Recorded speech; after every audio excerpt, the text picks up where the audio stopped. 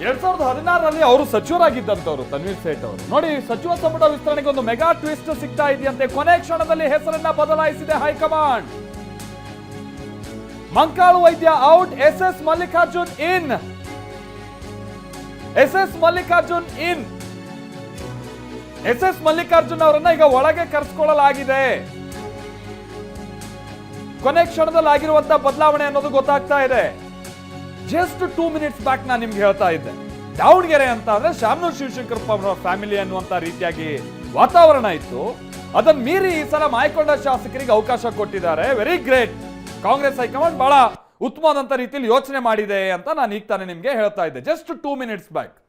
But ಈಗ twist ಏನ್ ಸಿಗ್ತಾ ಇದೆ ಅಂತಂದ್ರೆ, ಇಲ್ಲಪ್ಪ ಹೆಂಗ್ ಬಿಡಕ್ಕಾಗುತ್ತೆ, ದಾವಣಗೆರೆ ಅಂತ ಅಂದ್ರೆ ಶಾಮನೂರ್ ಕುಟುಂಬ ಬಿಡಕ್ಕಾಗಲ್ಲ. ಅವ್ರ ಪುತ್ರ, ಆಮೇಲೆ ಅವ್ರ ಪತ್ನಿ, ಅವರಿಗೆಲ್ಲ ಅವಕಾಶ ಕೊಟ್ಟಿದ್ದೀವಿ, ಹೌದು. ಬಟ್ ಮಿನಿಸ್ಟರ್ ಅನ್ನುವಂಥ ಸಂದರ್ಭದಲ್ಲಿ ಅವರಿಲ್ಲ ಅಂದ್ರೆ ಹೆಂಗೆ ಅಂತ ಹೈಕಮಾಂಡಿಗೆ ಅನ್ಸಿದೆ ಅಂತ ಕಾಣಿಸುತ್ತೆ.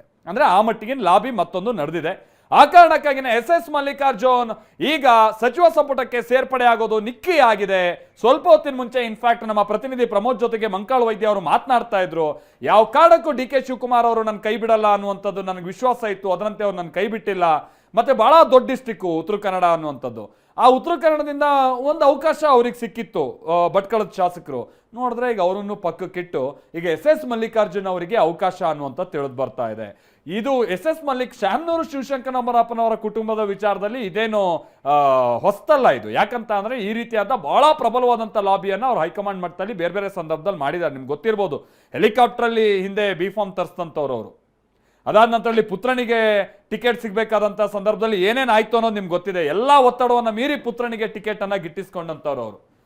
ಈಗಲೂ ಏನು ಈ ವಿಚಾರದಲ್ಲಿ ಬಹುಶಃ ಹೀಗಾಗ್ಬಿಡ್ತಲ್ಲ, ಇದೇನು ಪರಮಾಶ್ಚರ್ಯ ಅಂತ ಭಾವಿಸೋಕ್ಕಾಗಲ್ಲ. ಯಾಕಂತ ಅಂದ್ರೆ because it is Shamanur's family and ಅವರ ಹೋಲ್ಡ್ ಅಲ್ಲಿರುವಂಥದ್ದು ಕಾಂಗ್ರೆಸ್ ಪಕ್ಷದ ಮೇಲೆ ಅಂತ ಹೇಳ್ಬೋದು. ಪ್ರಮೋದ್ ನಮ್ಗೆ ಇದಕ್ಕೆ ಸಂಬಂಧಪಟ್ಟಂಗೆ ಡೀಟೇಲ್ಸ್ ಅನ್ನ ಕೊಡ್ತಾರೆ. ನಮ್ಮ ಜೊತೆಗೆ ನೇರ ಸಂಪರ್ಕದಲ್ಲಿ ಜಾಯ್ನ್ ಆಗ್ತಾ ಇದ್ದಾರೆ. ಪ್ರಮೋದ್, ಏನ್ ಆಶ್ಚರ್ಯ ಇದು? ಸ್ವಲ್ಪ ಹೊತ್ತಿನ ಮುಂಚೆ ನೀವೇ ಮಾತನಾಡ್ತಾ ಇದ್ರಿ ಮಂಕಾಳು ವೈದ್ಯ ಅವರನ್ನ. ಪಾಪ ಅವರು ಸಚಿವಗಿರಿ ಪಡಿತಿದ್ದೀನಿ ಅನ್ನುವಂಥ ಖುಷಿಯಲ್ಲಿದ್ರು, ನನ್ನನ್ನ ಡಿ.ಕೆ. ಶಿವಕುಮಾರ್ ಕೈ ಬಿಟ್ಟಿಲ್ಲ ಅನ್ನುವಂಥ ವಿಶ್ವಾಸದಲ್ಲಿದ್ರು.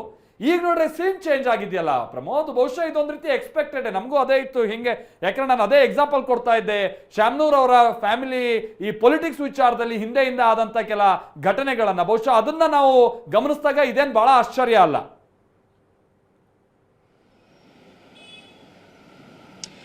ಮಲ್ತೇಶ್, ಯಾವುದೇ ಬಲಿ ಕೊಡಬೇಕಾದ್ರೆ ಮೇಕೆ ಕುರಿಗಳನ್ನು ಕೊಡ್ತಾರೆ, ಆನೆ ಸಿಂಹಗಳನ್ನು ಕೊಡಲ್ಲ. ಬಹುಶಃ ರಾಜಕಾರಣದಲ್ಲೂ ಈ ಮಾತು ಅಪ್ಲೈ ಆಗುತ್ತೆ.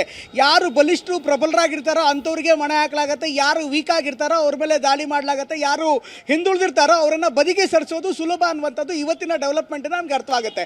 ಈ ಪಟ್ಟಿಯನ್ನು ಗಮನಿಸ್ತಾ ಇದ್ರೆ ಬಹುಶಃ ತುಂಬ ಸಾಫ್ಟ್ ಟಾರ್ಗೆಟ್ ಆಗಿದ್ದಂಥವ್ರು, ಈ ಲಾಬಿ ಮಾಡಿದಂಥ ಸಂದರ್ಭದಲ್ಲಿ ಸುಲಭವಾಗಿ ಹೊರಗಡೆ ಇಡಬಹುದಂಥವ್ರು ಅಂದರೆ ಮಂಕಾಳು ವೈದ್ಯ.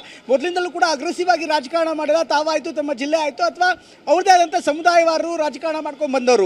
ಈಗ ಮಲ್ಲಿಕಾರ್ಜುನ್ ಅವರಿಗೆ ಸ್ಥಾನ ಕೊಡಬೇಕು ಅಂದ್ರೆ ಯಾರು ಒಬ್ಬರನ್ನ ಕೈ ಬಿಡಲೇಬೇಕಾಗಿತ್ತು. ಇಂಥ ಒಂದು ಸಂದರ್ಭದಲ್ಲಿ ಮಂಕಾಳು ವೈದ್ಯರನ್ನ ಟಾರ್ಗೆಟ್ ಮಾಡಿ ಈಗ ಅವರನ್ನ ಬಿಡಲಾಗಿದೆ ಅನ್ನುವಂಥ ಮಾಹಿತಿ ಈಗ ಲಭ್ಯವಾಗ್ತಾ ಇದೆ. ಅಫ್ಕೋರ್ಸ್ ಮಲ್ಲಿಕಾರ್ಜುನ್ ಖರ್ಗೆ ಅವರ ಆಪ್ತ ಬಳಗದಲ್ಲಿ ಮೊದಲಿಂದಲೂ ಕೂಡ ಮಲ್ಲಿಕಾರ್ಜುನ್ ಗುರುತಿಸ್ಕೊಂಡಿದ್ರು. ಅದರಲ್ಲೂ ಶಾಮನೂರು ಕುಟುಂಬ ಮೊದಲಿಂದಲೂ ಕೂಡ ದಾವಣಗೆರೆ ರಾಜಕಾರಣದಲ್ಲಿ ಸಾಕಷ್ಟು ಹಿಡಿತವನ್ನು ನಡೆಸಿತ್ತು. ಎಲ್ಲವೂ ಅಂದ್ಕೊಂಡಂತೆ ಆಗಿದ್ರು ಅಂದ್ರೆ ಎಲ್ಲ ಡೆವಲಪ್ಮೆಂಟ್ಗಳಾಗಿದ್ರೆ ಇನ್ನೇನು ಮಂಕಾಳು ವೈದ್ಯರಿಗೆ ಮುಖ್ಯಮಂತ್ರಿಗಳು ಫೋನ್ ಮಾಡಿ ಕರೆ ಮಾಡಿ ಪ್ರಮಾಣ ವಚನಕ್ಕೆ ಬರಬೇಕು ಅನ್ನುವಂಥ ಸೂಚನೆಯನ್ನ ಕೂಡ ಕೊಟ್ಟಿದ್ರು. ಆದರೆ ಕೊನೆಗೆ ಹೆಸರು ಬದಲಾಯಿತು, ಡೆಲ್ಲಿ ಲಾಬಿ ಸಾಕಷ್ಟು ವರ್ಕೌಟ್ ಆಗಿದೆ. ಪ್ರಮೋದ್ ಮಾತನಾಡ್ತೀನಿ. ಪ್ರಮೋದ್, ಸಿಎಂ ಡಿ.ಕೆ. ನಿವಾಸಕ್ಕೆ ಮಂಕಾಳು ವೈದ್ಯ ತೆರಳಿದ್ದಾರೆ ಅನ್ನೋದು ತಿಳಿದು ಬರ್ತಾ ಇದೆ. ಸಚಿವ ಸ್ಥಾನ ಕೈತಪ್ಪಿದ ಹಿನ್ನೆಲೆಯಲ್ಲಿ ಸಿಎಂ ನಿವಾಸಕ್ಕೆ ಅವರು ಭೇಟಿ ಕೊಟ್ಟಿದ್ದಾರೆ. ನನಗ್ಯಾಕೆ ಸ್ವಾಮಿ ಹಿಂಗ್ ಮಾಡಿದ್ರಿ ಅನ್ನುವಂತ ಸಹಜ ಒಂದು ಮಾತು, ಆ ಬೇಸರವನ್ನ ಅವರು ವ್ಯಕ್ತಪಡಿಸಬಹುದು. ನಿಮಗೆ ನೆನಪಿರ್ಬೋದು, ಶ್ರೀನಿವಾಸ್ ಶೆಟ್ಟರು ಹಿಂದೆ ಕುಂದಾಪುರ ದಿಂದ ಅವ್ರನ್ನ ಕರ್ಸ್ಕೊಳ್ಳಲಾಗಿತ್ತು. ಇನ್ಫ್ಯಾಕ್ಟ್ ಬನ್ನಿ ನಿಮ್ಗೆ ಸಚಿವಗಿರಿ ಕೊಡ್ತೀವಿ ಅಂತ ಹೇಳ್ಕೊಂಡು ಕೂರ್ಸಿ ಆ ನಂತರದಲ್ಲಿ ಸಚಿವಗಿರಿ ಕೊಟ್ಟಿರ್ಲಿಲ್ಲ. B.S. ಯಡಿಯೂರಪ್ಪನವರ ಸಂಪುಟ ವಿಚಾರವಾಗಿ ನಾವು ಹೇಳ್ತಾ ಇರುವಂತದ್ದು. ಮಂಕಾಳು ವೈದ್ಯ ಅವ್ರದ್ದು ಹೆಚ್ಚು ಕಮ್ಮಿ ಅದೇ ರೀತಿ ಆಯ್ತಲ್ಲ. ಈಗ ನೋಡಿ ಪಾಪ ಅವ್ರ ಸೆಲೆಬ್ರೇಷನ್ ಮತ್ತೊಂದು ಅವರ ಅಭಿಮಾನಿ ವರ್ಗ ಎಲ್ಲ ಖುಷಿಲಿರುವಂತಹ ಸಂದರ್ಭದಲ್ಲಿ ಈ ತರನಾದಂಥದ್ದು ಒಂದು ಆಘಾತ. Pramod, over to you. Pramod, ನಿಜವಾಗ್ಲೂ ಸಾಕಷ್ಟು ಅಚ್ಚರಿಯ ಬೆಳವಣಿಗೆ ಇದು. ಬಹುಶಃ ದೆಹಲಿ ಲಾಬಿಲಾಗಿರುವಂಥ ಬೆಳವಣಿಗೆಗೆ ಸಂಬಂಧಪಟ್ಟಂತೆ ಇನ್ನಷ್ಟು ಅಪ್ಡೇಟ್ಸ್ಗಳು ಬರ್ತಾ ಇದೆ. ಈಗ ಮಂಕಾಳು ವೈದ್ಯ ಅವರು ಮುಖ್ಯಮಂತ್ರಿ ಡಿ ಕೆ ಶಿವಕುಮಾರ್ ಅವರ ನಿವಾಸಕ್ಕೆ ತೆರಳ್ತಾ ಇದ್ದಂಥ ಮಾಹಿತಿ ಲಭ್ಯವಾಗ್ತಾ ಇದೆ. ಅಲ್ಲಿ ಸಹಜವಾಗಿ ಅವರ ಕುಟುಂಬಸ್ಥರೆಲ್ಲರೂ ಕೂಡ ಆಗಮಿಸಿದ್ರು, ಜೊತೆಗೆ ಅವರ ಬೆಂಬಲಿಗರು ಇದ್ರು. ಇವತ್ತು ಅವರ ನಿವಾಸದಲ್ಲಿ ಸಹಜವಾಗಿ ಒಂದು ಸೆಲೆಬ್ರೇಷನ್ ಅನ್ನ ಸಿಹಿಯನ್ನು ಹಂಚಲಾಗಿತ್ತು. ಇಂಥ ಒಂದು ಸಂದರ್ಭದಲ್ಲಿ ತತ್ಕ್ಷಣಕ್ಕೆ ಈ ರೀತಿ ಫೋನ್ ಮಾಡಿ ನಿಮ್ಮನ್ನ ಸಚಿವ ಸ್ಥಾನದಿಂದ ಕೈ ಬಿಡಲಾಗಿದೆ ಅನ್ನುವಂಥ ಒಂದು ಮಾಹಿತಿ ಏನಿದೆ ಅದು ಆತಂಕಕಾರಿ, ಅವರ ಪಾಲಿಗೆ ನಿಜಕ್ಕೂ ಕೂಡ ಆಘಾತಕಾರಿ. ಹೀಗಾಗಿ ಈ ಬೆಳವಣಿಗೆಗೆ ಸಂಬಂಧಪಟ್ಟಂತೆ ಈಗ ಮುಖ್ಯಮಂತ್ರಿಗಳನ್ನ ಭೇಟಿಯಾಗಿ ಚರ್ಚೆ ಮಾಡೋದಕ್ಕೆ ಸಂಬಂಧಪಟ್ಟಂತೆ ಅವ್ರು ಹೋಗ್ತಾ ಇದ್ದಾರೆ. ಕೊನೆ ಕ್ಷಣದಲ್ಲಿ ಏನಾದ್ರು ಮಾಡ್ಬೋದಾ ಬದಲಾವಣೆ, ಆ ಪ್ರಯತ್ನವನ್ನ ಮಾಡ್ತಾರೆ. ಆದರೆ ಮಲ್ಲಿಕಾರ್ಜುನ್ ಅಂತ ಹಣ ಉಳ್ಳವರು, ಮಲ್ಲಿಕಾರ್ಜುನ್ ಅಂತ ಲಾಭಿ ಮಾಡೋರು, ಮಲ್ಲಿಕಾರ್ಜುನ್ ಅಂತ ರಾಜಕೀಯ ಕುಟುಂಬದ ನಡುವೆ ಮಂಕಾಳು ವೈದ್ಯ ಅವರ ಪ್ರಯತ್ನ ಇಷ್ಟರ ಮಟ್ಟಿಗೆ ಸಾರ್ಥಕವಾಗುತ್ತೆ ಅನ್ನೋಂಥದ್ದು ಒಂದು ಪ್ರಶ್ನೆ. ಇಲ್ಲಿ ಮಲ್ಲಿಕಾರ್ಜುನ್ ಖರ್ಗೆ ಅವರು ಕೇವಲ ಬೆಂಗಳೂರು ಮಟ್ಟದಲ್ಲಿ ಅಥವಾ ಮುಖ್ಯಮಂತ್ರಿಗಳ ಮಟ್ಟದಲ್ಲಿ ಲಾಭಿ ಮಾಡಿಲ್ಲ, ಬದಲಾಗಿ ಆತ ದೆಹಲಿಯಲ್ಲಿ ಮಲ್ಲಿಕಾರ್ಜುನ್ ಖರ್ಗೆ ಅವರ ಮೂಲಕವೇ ಅಥವಾ ಅವರ ಮಟ್ಟದಲ್ಲೇ ಖಂಡಿತವಾಗ್ಲೂ ಲಾಭಿ ಮಾಡಿದ್ದಾರೆ. ಮೊದಲಿಂದಲೂ ಶಾಮನೂರು ಕುಟುಂಬ ಮತ್ತು ಮಲ್ಲಿಕಾರ್ಜುನ್ ಖರ್ಗೆ ಅವರ ಕುಟುಂಬ ತುಂಬ ಆಪ್ತವಾಗಿದ್ದಂಥವ್ರು, ಆಪ್ತವಾಗಿ ರಾಜಕಾರಣದಲ್ಲಿ ಜೊತೆಯಾಗಿ ಹೆಜ್ಜೆ ಹಾಕಿದಂಥವ್ರು. ಈಗ ಮಲ್ಲಿಕಾರ್ಜುನ್ ಅವರಿಗೆ ಟಿಕೆಟ್ ಕೊಡಿಸೋದ್ರಲ್ಲಿ ಹೈಕಮಾಂಡ್ ಪ್ರಯತ್ನ ಅಥವಾ ಹೈಕಮಾಂಡ್ ಲಾಬಿ ಕೂಡ ಅಲ್ಲಿ ವರ್ಕೌಟ್ ಆಗಿದೆ ಅಂದರೆ ತಪ್ಪಾಗಲ್ಲ. ಅದರಲ್ಲೂ ಕೂಡ ಲೀಸ್ಟ್ ಬಂದ ಮೇಲೆ ಕೊನೆ ಕ್ಷಣದಲ್ಲಿ ಅವರ ಹೆಸರು ಆ್ಯಡ್ ಮಾಡಿರುವಂಥದ್ದು ಸಹಜವಾಗಿ ಹೊಸ ಲೆಕ್ಕಾಚಾರಕ್ಕೆ ಕಾರಣವಾಗುತ್ತೆ. ಅಟ್ ದ ಸೇಮ್ ಟೈಮ್ ಮತ್ತೊಂದು ವಿಚಾರ ಮಾಲ್ತೇಶ್, ಈ ಒಂದು ಬೆಳವಣಿಗೆ ದಾವಣಗೆರೆ ಪೊಲಿಟಿಕ್ಸ್ನಲ್ಲೂ ಕೂಡ ಅಸಮಾಧಾನಕ್ಕೆ ಕಾರಣವಾದರೂ ಕೂಡ ಅಚ್ಚರಿ ಇಲ್ಲ. ಯಾಕಂದರೆ ಶಿವಗಂಗಾ ಬಸವರಾಜ್ ಇರ್ಬೋದು, ಬಸವಂತಪ್ಪ ಇರ್ಬೋದು, ಶಾಂತನಗೌಡ ಇರ್ಬೋದು, ಅನೇಕ ರೀತಿಯ ಲೆಕ್ಕಾಚಾರಗಳನ್ನು ಹಾಕಿದ್ರು. ಜೊತೆಗೆ ಅವರು ಕೂಡ ಮುಖ್ಯಮಂತ್ರಿಗಳ ಮೇಲೆ ಒತ್ತಡವನ್ನು ಹಾಕಿದ್ರು. ಹೀಗಾಗಿ ಮಲ್ಲಿಕಾರ್ಜುನ್ ಅವರನ್ನು ಬಿಟ್ಟು ಬೇರೆಯವರಿಗೆ ಕೊಡಿ ಅಂತ.